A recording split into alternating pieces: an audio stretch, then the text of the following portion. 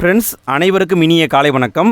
டிஎன்பிஎஸ்சியுடைய தமிழ் தகுதி தேர்வு வினாத்தாள்களை நம்ம தினமும் பார்த்துக்கிட்டு இருக்கிறோம். அந்த வரிசையில் இன்றைக்கும் நம்ம ஒரு வினாத்தாள் எடுத்திருக்கோம். இந்த வினாத்தாளில் மொத்தம் 100 கேள்வி இருக்குது. இந்த வீடியோவில் இதில் இருக்கிற 50 கேள்வியை மட்டும் நம்ம பார்க்க போகிறோம். என் கூட சேர்ந்து நீங்களும் இந்த 50 கேள்வியை முழுமையாக அட்டன் பண்ணுங்கள். 50 கேள்வி முடிஞ்ச பிறகு எத்தனை கேள்விக்கு உங்களுக்கு ஆன்சர் தெரிஞ்சுது அப்படிங்கிறத மறக்காமல் கமெண்ட்டில் போட்டு விடுங்க. சரி, இன்றைய வீடியோக்குள்ளே போகலாமா? முதல் கேள்வியை பாருங்கள். எதிர்ச்சொற்களை பொருத்துக. எதிர்ச்சொற்களை பொருத்த சொல்கிறார்கள். பொருத்துங்க. அணுகு, ஐயம், ஊக்கம், உண்மை. இதுக்கான எதிர்ச்சொல்லோடு பொருத்தணும். பொருத்துங்க. பொருத்தியிருப்பீங்கன்னு நினைக்கிறேன். விடையை பார்க்கலாங்களா? விடை சி தான் சரி. அணுகு அப்படின்னா அதுக்கு எதிர்ச்சொல் விலகு, ஐயம் எதிர்ச்சொல் தெளிவு, ஊக்கம் எதிர்ச்சொல் சோர்வு, உண்மைக்கு எதிர்ச்சொல் பொய்மை. இதுதான் ஆன்சர். இரண்டாவது கேள்வி. பொருந்தா சொல்லை கண்டறிக. எது பொருந்தாததோ அந்த சொல்லை கண்டுபிடிக்க சொல்கிறாங்க. பிஞ்சு வகைகளில் பொருந்தாததை எடுத்து எழுதுக. கீழே 4 ஆப்ஷன் கொடுத்துருக்காங்க. அந்த 4 ஆப்ஷனில் 3 ஆப்ஷன் பிஞ்சு வகை, 1 அதில் வராதது. அது என்னங்கிறத கண்டுபிடிக்கணும். கண்டுபிடிங்க பார்க்கலாம். கண்டுபிடிச்சிருப்பீங்க. 10ஆம் வகுப்பில் இருக்குது. சரி, விடையை பார்க்கலாமா? கொப்பு என்பது பிஞ்சு வகையில் வராது. வடு, குறும்பை, கருக்கல் எல்லாமே பிஞ்சு வகைகள். கொப்பு என்பது பிஞ்சு வகை கிடையாது. இங்கே நான் உங்ககிட்ட ஒரு கேள்வியை கேட்குறேன். வடு என்பது எதனுடைய பிஞ்சு வகை? கருக்கல் என்பது எதனுடைய பிஞ்சு வகை? குறும்பை என்பது எதனுடைய பிஞ்சு வகை? இதை மறக்காமல் கமெண்ட்டில் போட்டுவிடுங்க பார்க்கலாம். தெரிஞ்சவங்க கமெண்ட்டில் போடுங்க, தெரியாதவங்க கமெண்ட்டை பார்த்து தெரிஞ்சுக்கோங்க. மூன்றாவது கேள்வியை பாருங்கள். பொருந்தா மரபுத்தொடரை கண்டறிக. எது பொருந்தாத மரபுத்தொடரோ அதை கண்டுபிடிக்கணும். என்ன கொடுத்துருக்காங்க? மரபுத்தொடரை கொடுத்துருக்காங்க. பாருங்கள். தள்ளி வைத்தல், அள்ளி இறைத்தல், ஆரப்போடுதல், மணக்கோட்டை. எது பொருந்தாதது? விடையை பார்க்கலாங்களா? தள்ளி வைத்தல் என்பது வராது. அள்ளி இறைத்தல், ஆரப்போடுதல், மணக்கோட்டை இதெல்லாமே நம்ம ஊமையாக சொல்லக்கூடிய சொற்கள். ஆனால் தள்ளி வைத்தல் அப்படிங்கிற வார்த்தையை நம்ம பயன்படுத்த மாட்டோம். ஸோ இதுதான் பொருந்தாதது. நான்காவது கேள்வி. பொருந்தா சொல்லை கண்டறிக. கீழே இருக்கிற 4 ஆப்ஷனில் எது பொருந்தா சொல் கண்டுபிடிக்கணும். கண்டுபிடிங்க பார்க்கலாம். இன்பம், பொருள், அறம், அருள். கண்டுபிடிச்சிருப்பீங்கன்னு நினைக்கிறேன். விடையை பார்க்கலாங்களா? அருள் என்பது பொருந்தாதது. ஏன்னா அறம், பொருள், இன்பம் இந்த 3ம் திருக்குறளில் வரும் பாருங்க. அறத்துப்பால், இன்பத்துப்பால், பொருட்பால் நீங்கள் படிச்சிருப்பீங்க. அருள் அப்படிங்கிறது இல்லை. ஸோ அதுதான் பொருந்தாத சொல். 5வது கேள்வி. சந்தி பிழையற்ற வாக்கியத்தை தேர்வு செய்க. எந்த தொடரில் சந்திப்பிழை இல்லையோ அதை கண்டுபிடிக்கணும். கண்டுபிடிங்க. எந்த தொடரில் சந்திப்பிழை இல்லை? விடையை பார்க்கலாங்களா? கண்டுபிடிச்சிருப்பீங்க. விடை டி தான் சரி. நமது நாட்டின் பாரம்பரிய சின்னங்களை பாதுகாப்பேன். இதுதான் சரி. இங்கே சரியாக இச்சு வந்திருக்கு, இங்கே சரியாக இப்பு வந்திருக்கு. மற்றதில் என்ன தவறுனா இங்கே பாருங்கள், இங்கே இப்பு வரல, இங்கே பாருங்கள் தேவையில்லாமல் இக்கு வந்திருக்கு. 2வதுலேயும் இதே மாதிரி தேவையில்லாத இக்கு வந்திருக்கு.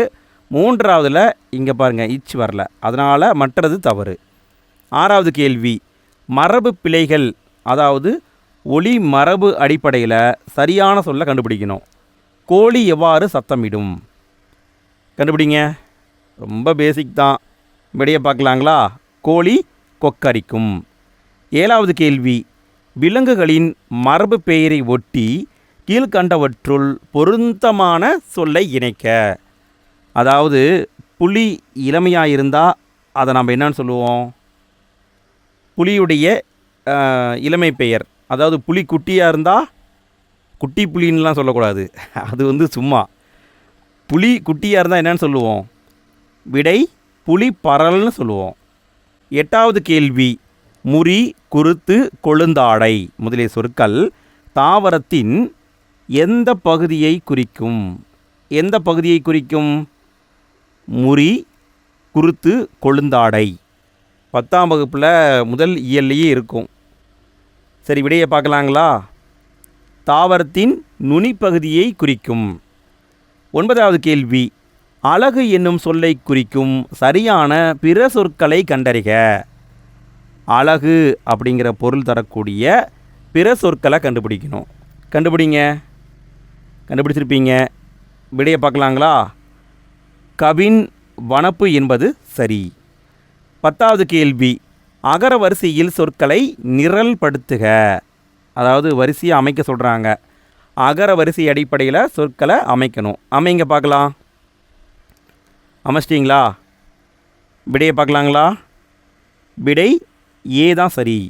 ஃபஸ்ட்டு தா வரிசை தான் வரணும். தேங்காய், அப்புறம் பழம், பாக்கு, பூ.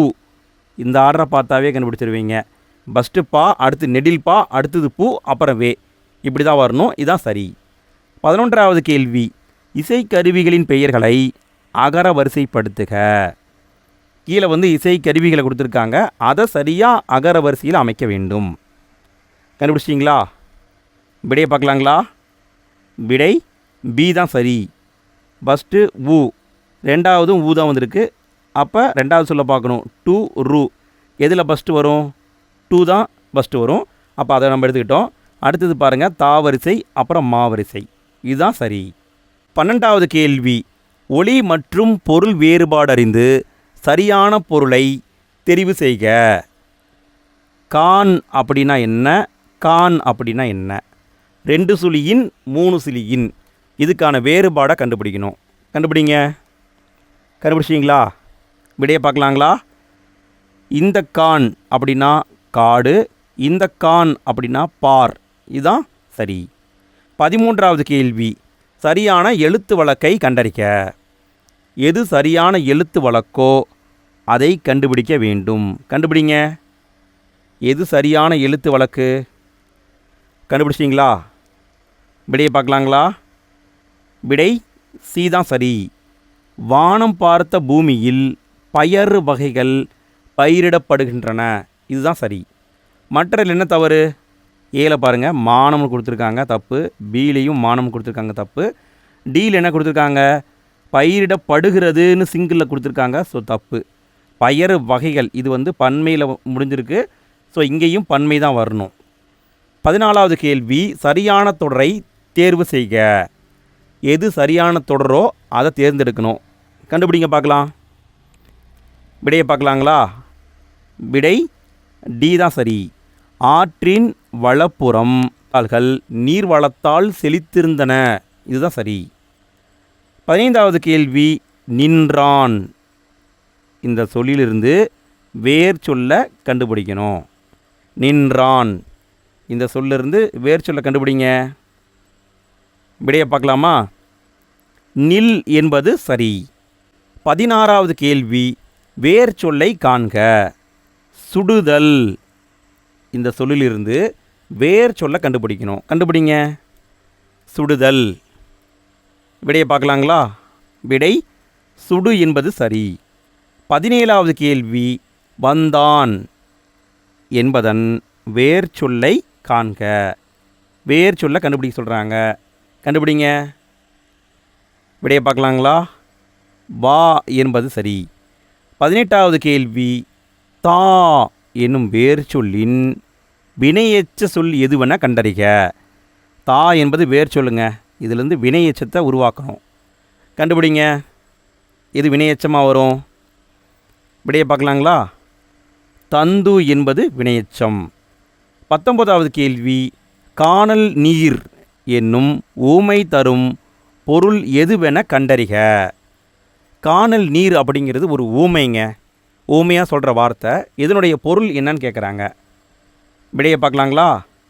இருப்பது போல் தோன்றும், ஆனால் இருக்காது. இதுதான் காணல் நீர்.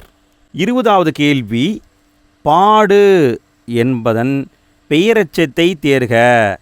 இந்த சொல்லிலிருந்து பெயரெச்சத்தை கண்டுபிடிக்கணும். கண்டுபிடிங்க. பாடு.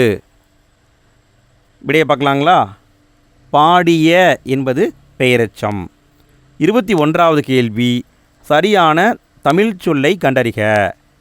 Conveyor belt. கன்வேயர் பெல்ட் இதுக்கான சரியான தமிழ் சொல் என்னன்னு கேட்குறாங்க. விடையை கண்டுபிடிச்சிட்டிங்களா? பார்க்கலாங்களா? விடை ஊர்திப்பட்டை. 22வது கேள்வி, ஆங்கில சொல்லுக்கு நேரான தமிழ் சொல்லை அறிக. அதாவது 4 சொல்லிலையும் எது சரியாக அமைஞ்சிருக்குதோ அதை கண்டுபிடிக்கணும். கண்டுபிடிங்க. எது சரியாக அமைந்துள்ளது? விடையை பார்க்கலாங்களா? ஆஸ்தட்டிக்ஸ் அப்படின்னா முருகியல், இதுதான் கரெக்டு. ஆஸ்தட்டிக்ஸ்னால் முருகியல், இது சரி. மற்றதில் என்ன தவறு? இதை சரியாக சொல்லுங்கள் பார்க்கலாம். சரியாக கண்டுபிடிச்சி அதுக்கான பதிலை மறக்காமல் கமெண்ட்டில் போட்டு விடுங்க. எத்தனை பேர் கரெக்டான ஆன்சர் போடுறீங்கன்னு பார்க்கலாம். 23வது கேள்வி, மோனோலிங்குவல். இந்த ஆங்கில சொல்லுக்கு நேரான தமிழ் சொல் தருக. இதுக்கான தமிழ் சொல் என்னன்னு கேட்குறாங்க. விடையை பார்க்கலாங்களா? ஒரு மொழி என்பது சரி. 24வது கேள்வி, எதிர்ச்சொல்லை தெரிவு செய்க. வனப்பு. வனப்புனா என்ன? இதுக்கான எதிர்ச்சொல் தான் கேட்குறாங்க. இதுக்கான பொருளை கண்டுபிடிச்சிடக்கூடாது, சரிங்களா? விடையை பார்க்கலாங்களா? வனப்பு அப்படின்னா அழகு, அப்போ எதிர்ச்சொல் அழகின்மை. 25வது கேள்வி, எதிர்ச்சொல்லை எடுத்தெழுதுக. ஓர்தல். ஓர்தல் இந்த சொல்லுக்கான எதிர்ச்சொல்லை தான் கேட்குறாங்க. விடையை பார்க்கலாங்களா? விடையை கண்டுபிடிச்சிங்களா? ஓர்தல் அப்படின்னா கற்று அறிதல், அப்போ எதிர்ச்சொல் அறிவற்ற. 26வது கேள்வி, ஓமையால் விளக்கப்பெறும் பொருத்தமான பொருளை தேர்ந்தெழுதுதல். நெல்லிக்காய் மூட்டையை கொட்டினார் போல. இதனுடைய பொருள் என்னன்னு கேட்குறாங்க. இதை நம்ம பலமுறை பார்த்துருக்கிறோம்.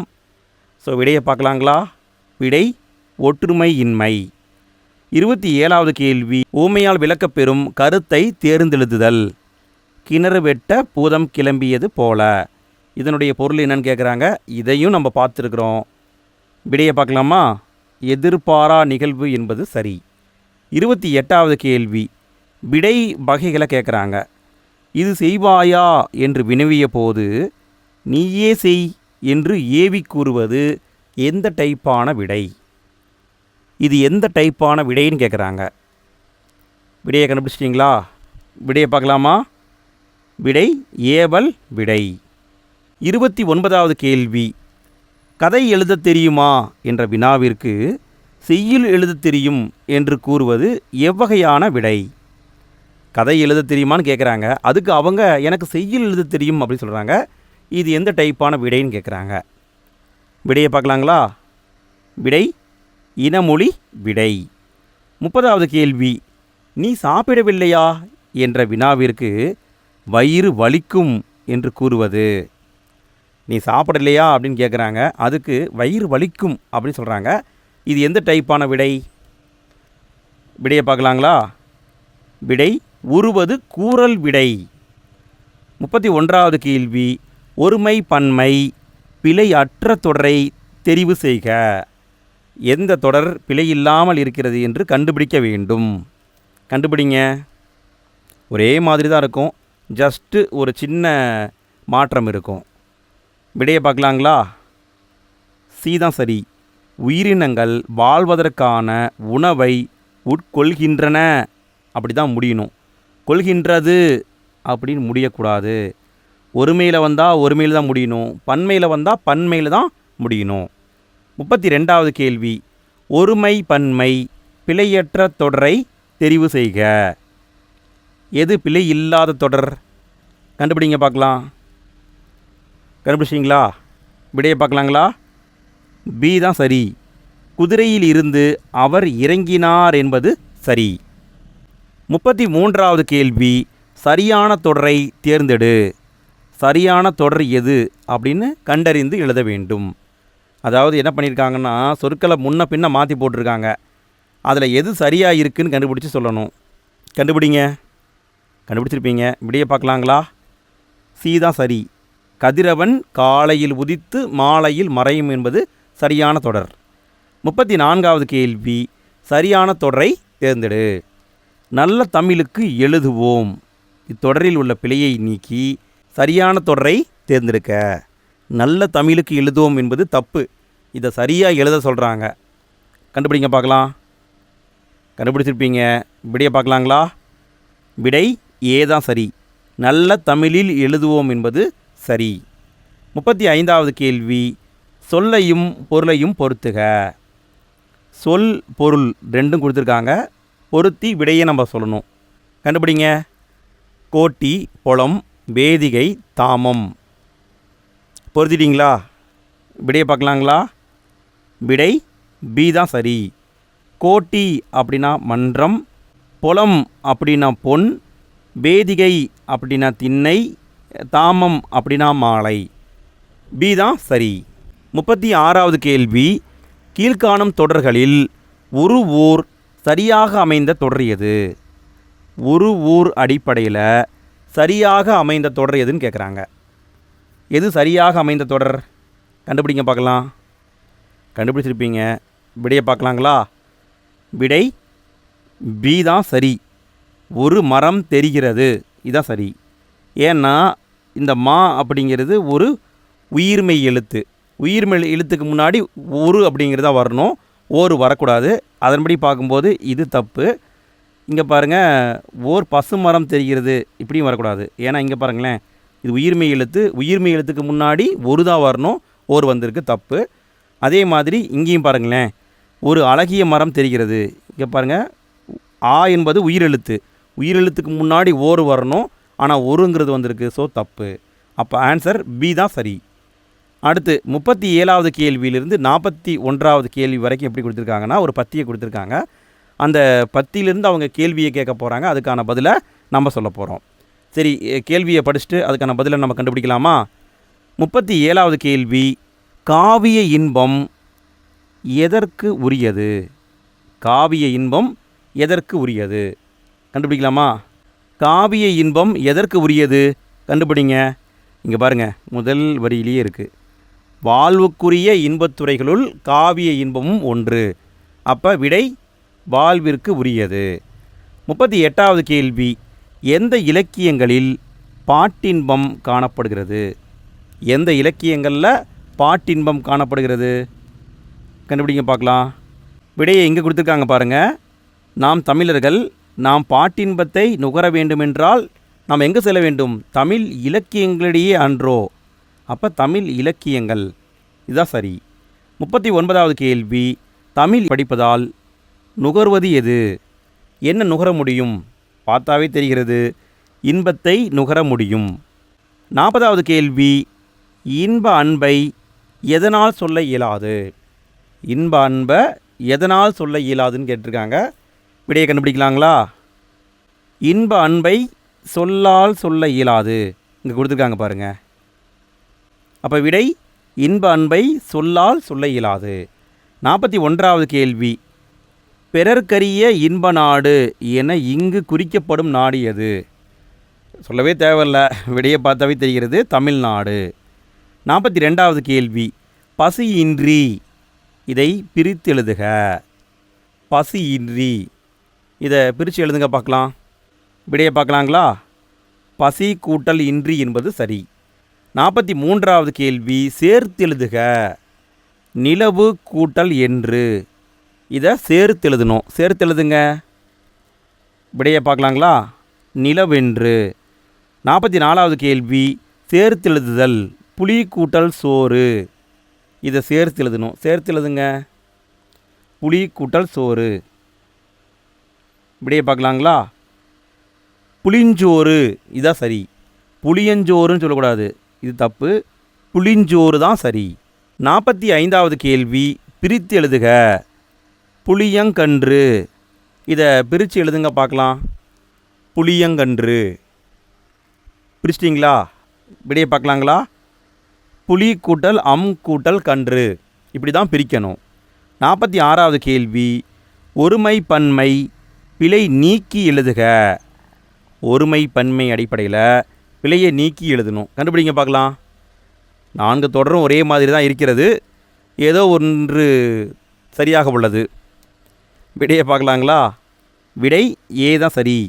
நெற்கதிர்களில் இருந்து நெல் மணிகள் மணிமணியாய் உதிர்ந்தன, இதுதான் சரி. மற்ற என்ன தவறு? உதிர்ந்தது தப்பு, உதிர்கின்றது தப்பு, உதிர்கிறது தப்பு. ஏன்னா இங்கே பாருங்களேன், நெல்மணிகள் அப்படிங்கிறது பன்மை. பன்மையில் வரும்பொழுது முடிவும் பன்மையில் தான் இருக்கணும். அடுத்து 47வது கேள்வி, கூற்று காரணம் சரியா தவறா? கூற்று வேங்கை என்பது பொதுமொழியாகும். காரணம் தனிமொழிக்கும் தொடர்மொழிக்கும் பொதுவாய் அமைவதால் பொதுமொழி எனப்படும். பாருங்க, கூற்று சரியா தவறா, காரணம் சரியா தவறா? சரி, விடையை பார்க்கலாங்களா? கூற்றும் சரி, காரணமும் சரி. 48வது கேள்வி, கூற்று சரியா தவறான்னு கேட்டிருக்காங்க. 3 கூற்று கொடுத்துருக்காங்க பாருங்கள். கூற்று 1, ஆசியாவிலேயே மிக பழமையான நூலகம் என்ற புகழுக்குரியது தஞ்சை சரஸ்வதி மகால் நூலகம். கூற்று 2, இந்தியாவில் தொடங்கப்பட்ட முதல் பொது நூலகம் கன்னிமாரா நூலகம். கூற்று 3, உலகளவில் தமிழ் நூல்கள் அதிகமுள்ள நூலகம் கன்னிமாரா நூலகமே. 3 கூற்றில் எது சரி? கண்டுபிடிங்க பார்க்கலாம். கண்டுபிடிச்சிங்களா? விடையை பார்க்கலாங்களா? விடை கூற்று 1, 3 சரி, கூற்று 2 தவறு. இந்தியாவில் தொடங்கப்பட்ட முதல் பொது நூலகம் கன்னிமாரா நூலகம் கிடையாது. முதல் பொது நூலகம் எதுங்க? இது உங்களுக்கான கேள்வி. இந்த கேள்விக்கான பதிலை மறக்காமல் கமெண்ட்டில் போட்டுவிடுங்க. தெரியாதவங்க கமெண்ட்டை பார்த்து தெரிஞ்சுக்கோங்க. 49வது கேள்வி, அடைப்புக்குள் உள்ள சொல்லை தகுந்த இடத்தில் சேர்க்க. அவர் இந்த சொல்லை சரியாக எடுத்து பொருத்தணும். பொருத்துங்க. பொருத்திட்டீங்களா? விடையை பார்க்கலாங்களா? விடை ஏதான் சரி. வந்தவர் அவர்தான். 50வது கேள்வி இறுதி கேள்வி. 50 கேள்வியை பார்த்துட்டோம். ஃப்ரெண்ட்ஸ், எத்தனை கேள்விக்கு உங்களுக்கு ஆன்சர் தெரிஞ்சது அப்படிங்கிறத மறக்காமல் கமெண்ட்டில் போட்டுவிடுங்க. வீடியோ பிடிச்சிருந்தால் லைக் போடுங்க. வீடியோ எப்படி இருந்தது அப்படிங்கிறத கமெண்ட்டில் போட்டுவிடுங்க. உங்களுடைய ஃப்ரெண்ட்ஸுக்கும் வீடியோவை ஷேர் பண்ணி விடுங்க. இது வரைக்கும் நம்ம 50க்கும் மேற்பட்ட வீடியோக்களை போட்டுவிட்டோம். அந்த வீடியோக்களுக்கான லிங்க்கு இந்த வீடியோக்கு கீழே டிஸ்கிரிப்ஷன்லையும் ஃபஸ்ட்டு கமெண்ட்டில் இருக்குது. மறக்காமல் எல்லா வீடியோவையும் நீங்கள் ஃப்ரீயாக இருக்கும்போது டெஸ்ட் போட்டு பாருங்கள். சரி, 50வது கேள்வியை பாருங்கள். அடைப்புக்குள் உள்ள சொல்லை தகுந்த இடத்தில் சேர்க்க. அலகுகள் இந்த சொல்லை தகுந்த இடத்தில் சேர்க்க வேண்டும். கண்டுபிடிங்க பார்க்கலாம். அலகுகள். விடையை பார்க்கலாங்களா? சி தான் சரி. அம்மை முதலிய அலகுகள் 8 பெற்றுள்ளாய். இது எங்கே இருக்கும்னா 9ஆம் வகுப்பு புத்தகத்தில் தான் இருக்கும்னு நினைக்கிறேன். சரி, ஓகே ஃப்ரெண்ட்ஸ், அடுத்த வீடியோக்கான லிங்க்கை ரெடி பண்ண உடனே எண்டு ஸ்க்ரீனில் நான் வச்சிடுறேன். ஃப்யூச்சரில் வீடியோவை பார்க்குறவங்க எண்டு ஸ்க்ரீன் டச் பண்ணால் போதும், அடுத்த வீடியோ உங்களுக்கு ப்ளே ஆக ஆரம்பிச்சிடும். ஓகே ஃப்ரெண்ட்ஸ், அடுத்த வீடியோ சந்திப்போம். நன்றி.